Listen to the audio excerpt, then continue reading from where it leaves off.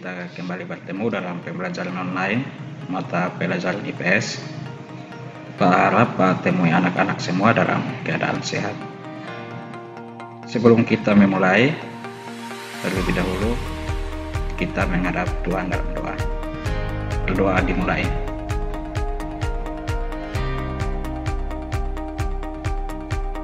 Berdoa selesai.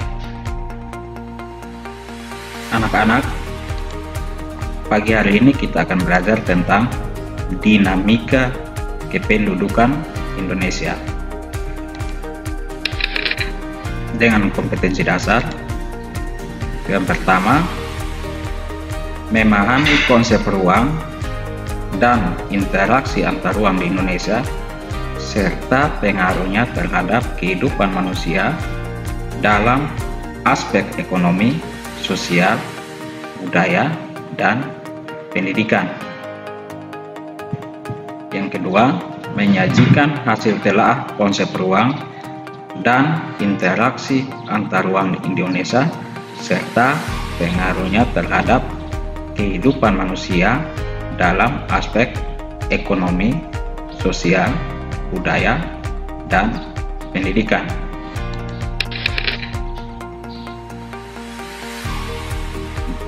Dengan tujuan pembelajaran itu, anak-anak dapat memahami dinamika kependudukan di Indonesia.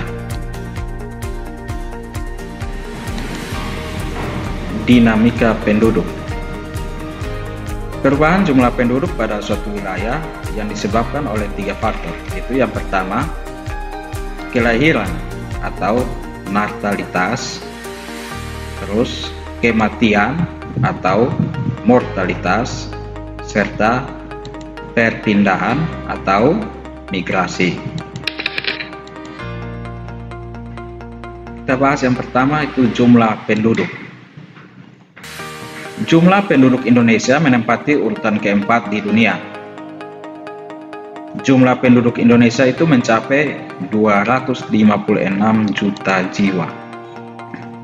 Nah, berdasarkan data kependudukan dunia pada tahun 2015, itu World Population Data Sheet pada tahun 2015, peringkat pertama itu diduduki oleh Cina dengan jumlah penduduknya itu 1.372 juta jiwa. Terus ada India dan Amerika Serikat. Nah, Indonesia berada di peringkat keempat dengan jumlah penduduk 256 juta jiwa. Persebaran penduduk. Persebaran penduduk dapat dikenali dari kepadatan penduduk. Persebaran penduduk yang tidak merata itu merupakan permasalahan pelaksanaan pembangunan. Karena itu, perlu dilakukan upaya pemerataan penduduk yang seimbang sehingga seluruh potensi bangsa Indonesia dapat dikembangkan secara optimal. Salah satu cara untuk memeratakan jumlah penduduk adalah perpindahan penduduk dari daerah yang padat ke daerah yang jarang penduduknya. Daerah yang kurang jumlah penduduknya ada di Pulau Papua.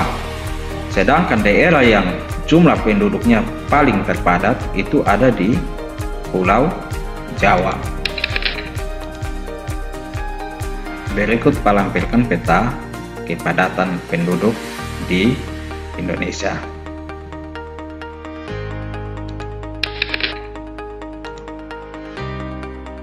Yang ketiga, komposisi penduduk. Komposisi penduduk adalah pengelompokan penduduk berdasarkan usia atau umur, jenis kelamin, mata pencaharian, agama, bahasa, pendidikan, tempat tinggal, jenis pekerjaan, dan lain-lain. Komposisi penduduk diperlukan dalam suatu negara karena dapat dijadikan dasar pengambilan keputusan ataupun penentuan kebijaksanaan dalam pelaksanaan pembangunan. Kita bahas komposisi penduduk berdasarkan usia.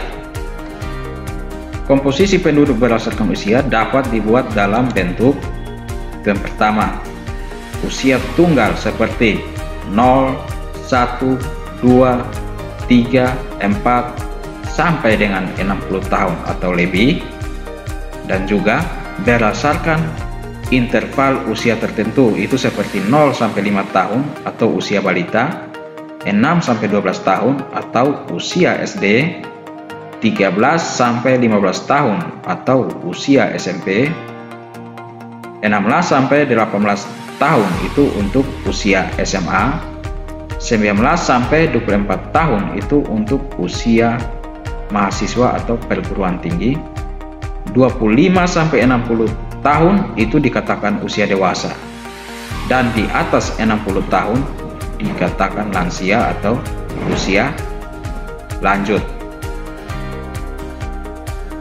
Yang berikut berdasarkan usia produktif dan usia non-produktif. Misalnya, usia 0 sampai 14 tahun itu usia belum produktif. Sedangkan usia 15 sampai 64 tahun itu usia produktif. Dan usia di atas 65 tahun itu usia tidak produktif lagi.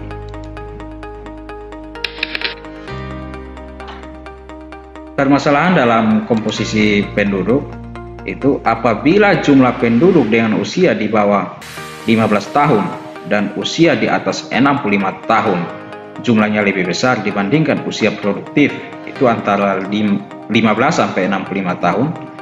Hal itu dapat menyebabkan penduduk usia produktif menanggung hidup seluruh penduduk usia non-produktif. Dan sebaliknya, jika semakin kecil angka ketergantungan, akan semakin kecil beban dalam menopang kehidupan penduduk usia non-produktif.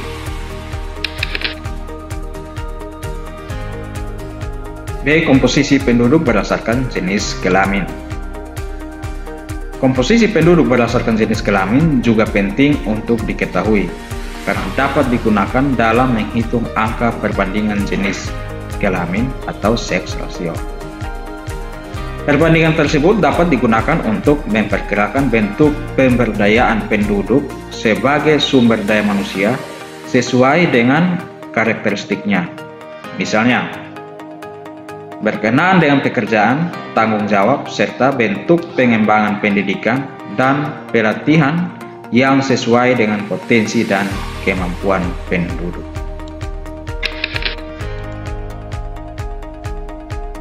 Yang keempat, pertumbuhan dan kualitas penduduk. Pertumbuhan penduduk adalah keseimbangan dinamis antara kekuatan yang menambah dan kekuatan yang mengurangi jumlah penduduk. Faktor yang mempengaruhi pertumbuhan penduduk itu diantaranya yang pertama, kelahiran, kematian, dan migrasi. Kelahiran dan kematian disebut juga dengan faktor alami. Sedangkan untuk migrasi itu disebut juga dengan faktor non-alami. Tingkat pertumbuhan penduduk di negara kita termasuk dalam kategori sedang. Hal ini disebabkan karena pemerintah Indonesia melaksanakan program KB atau keluarga berencana. Pertumbuhan penduduk yang cepat menyebabkan beberapa hal. Itu yang pertama, pertumbuhan penduduk usia muda yang cepat menyebabkan tingginya angka pengangguran. Yang berikut, persebaran penduduk tidak merata. Yang berikut, komposisi penduduk kurang menguntungkan karena banyaknya penduduk usia muda yang belum produktif sehingga beban ketergantungannya itu tinggi. Yang berikut, arus urbanisasi tinggi sebab kota lebih banyak menyediakan lapangan pekerjaan. Yang berikut, menurunnya kualitas dan tingkat kesejahteraan penduduk. Masalah kependudukan Indonesia dalam hal kualitas adalah masalah dalam kemampuan sumber daya manusia. Salah satu tolak ukur kualitas penduduk adalah mata pencarian. Mayoritas penduduk Indonesia bermata pencarian sebagai petani. Berbeda dengan di negara maju yang sebagian besar mata pencarian penduduknya berada di sektor industri. Di Indonesia, masalah kualitas penduduk yang terjadi dipengaruhi oleh itu yang pertama, rendahnya tingkat pendidikan. Yang kedua, rendahnya tingkat kesejahteraan yang kemudian dapat berpengaruh pada pendapatan per kapita masyarakat tersebut. Yang ketiga, rendahnya tingkat kesehatan. Bahas yang kelima itu keragaman etnik dan budaya. Masyarakat Indonesia merupakan masyarakat yang memiliki suku bangsa dan budaya yang beragam. Suku bangsa sering juga disebut dengan etnik. Menurut Kuncharaningrat, suku bangsa berarti sekelompok manusia yang mempunyai kesatuan budaya dan terikat oleh kesadaran budaya tersebut sehingga menjadi identitas.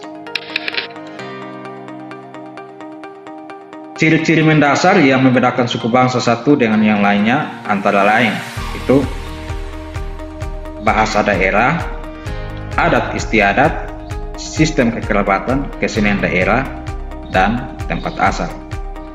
Menurut penelitian Badan Pusat Statistik yang dilaksanakan pada tahun 2010, di Indonesia terdapat 1128 suku bangsa. Keragaman budaya setiap daerah tersebut dapat diketahui melalui bentuk-bentuk pakaian adat, lagu daerah, tarian daerah, rumah adat, upacara adat, dan lain-lain.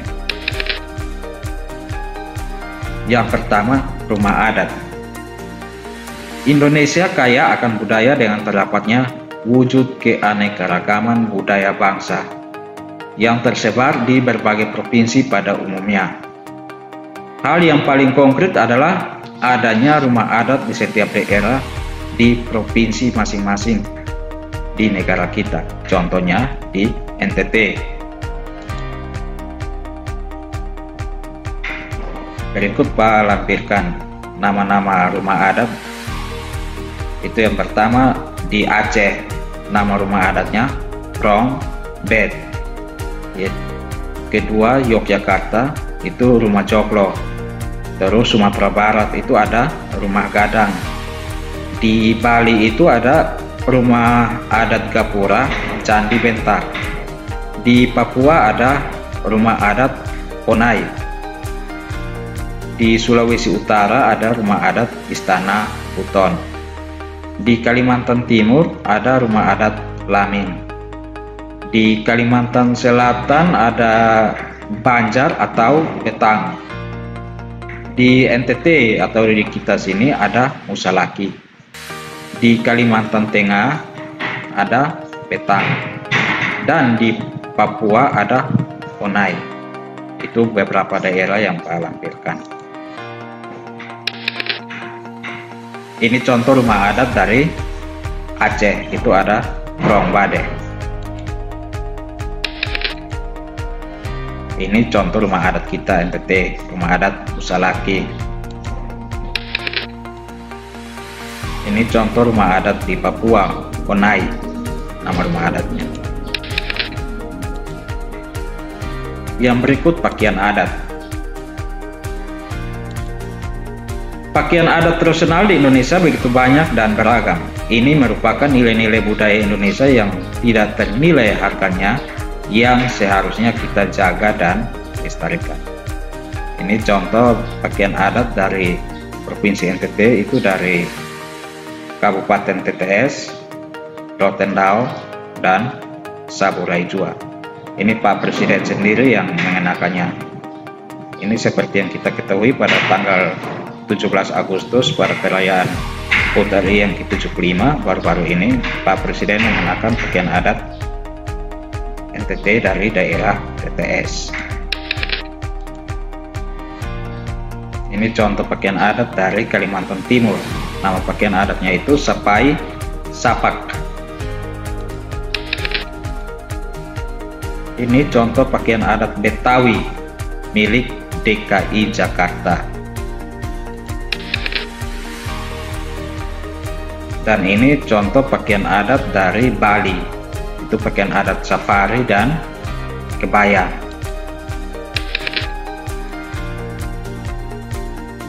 Kita bahas yang berikut, tarian daerah. Tarian setiap daerah memiliki ciri khasnya tersendiri. Biasanya memiliki makna dan simbol tertentu yang terkandung di dalamnya. Ini palampirkan contohnya. Yang pertama, tari-tari yang ada di NTT yang palampirkan. Yang pertama itu ada tarian Nikurai dari Belu, NTT. Yang kedua ada tarian Kebalai dari Rotendao, NTT. Yang ketiga ada tarian Padoa dari Sabu, NTT. Kalau yang ini tari Cakal Lele dari Maluku. Dan juga ada tari namanya tari Swangi dari Papua Barat. Yang berikut ada tari Tenun Songket, itu dari Sumatera Selatan.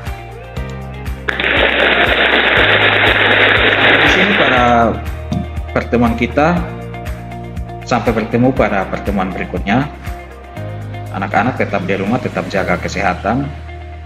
Bagi anak-anak yang belum mengerjakan tugas pada pertemuan-pertemuan sebelumnya, Pak harap untuk segera menghubungi Pak untuk segera selesaikan tugas-tugas yang telah diberikan. Sekian dan terima kasih.